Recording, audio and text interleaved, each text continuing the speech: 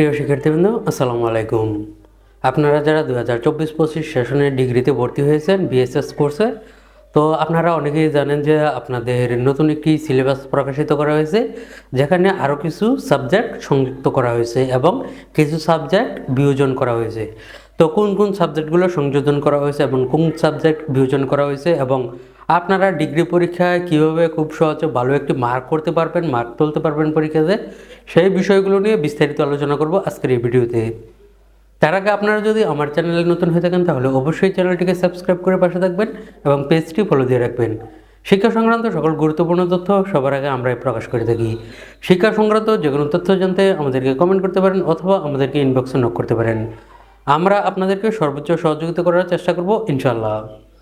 তো আপনারা জানেন যে অল্প কয়েকদিনের ভিতরেই নতুন একটি সিলেবাস প্রকাশ করা হয়েছে এবং বিএসএসের যে সিলেবাসটি আছে সেটিতে নতুন 3টি সাবজেক্ট সংযুক্ত হয়েছে। সেগুলো হলো ইংরেজি, আইসিটি এবং বাংলাদেশের পরিচয়, ভাষা, সংস্কৃতি। এবং যেই সাবজেক্টটি বাদ দেওয়া হয়েছে সেটি হলো বাংলাদেশের অভ্যুত্থান নামে একটি সাবজেক্ট ছিল আরও আগে, সেই সাবজেক্টটি কিন্তু এখন আর বাধ্যতামূলক নয়। তো এগুলো হলো মেন বিষয়। তো এখন হচ্ছে আপনারা যারা ডিগ্রিতে ভর্তি হয়েছেন তো তাদের রেজিস্ট্রেশন হয়ে যাবে কিছুদিনের ভিতর, তারপরে কিন্তু আপনাদের প্রথম বর্ষের পরীক্ষাটি শুরু হবে।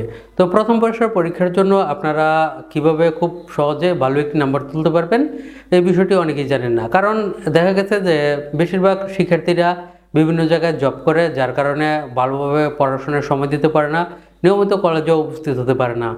তো এই বিষয়টির জন্য একটি সহজ সমাধান হচ্ছে আপনারা কিন্তু সর্বোচ্চ গুরুত্ব দেবেন আপনাদের যে ইনকোর্স পরীক্ষাটি আছে সেটির উপরে।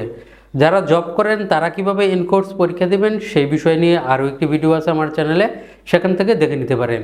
তো ইনকোর্সের বিষয়টি গুরুত্ব দেওয়ার কারণ হলো আপনারা যদি ইনকোর্স পরীক্ষা না দেন তাহলে কিন্তু আপনারা ফর্ম ফিল আপ করতে পারবেন না। তো ইনকোর্সে কিন্তু 20টি নাম্বার থাকবে। তো 20 নাম্বারের জন্য আপনারা ইনকোর্স পরীক্ষা দেবেন। যদি আপনারা ইনকোর্সে 18 নাম্বার তুলতে পারেন তাহলে কিন্তু অনেক ভালো একটি রেজাল্ট হবে খুব সহজে। তো ফাইনাল পরীক্ষায় যখন আপনারা পরীক্ষা দেবেন তখন যখন আপনারা পরীক্ষায় যদি আপনারা 35 পান, এখান থেকে 18 নাম্বার পান, তাহলে কিন্তু মোটামুটি ভালো একটা রেজাল্টের সম্ভাবনা থাকবে। তাছাড়া আপনাদের ইনকোর্স পরীক্ষাটা কিন্তু আপনাদের নিজস্ব প্রতিষ্ঠানে হবে, আপনাদের নিজস্ব টিচাররা আপনাদের খাতাগুলো দেখবে।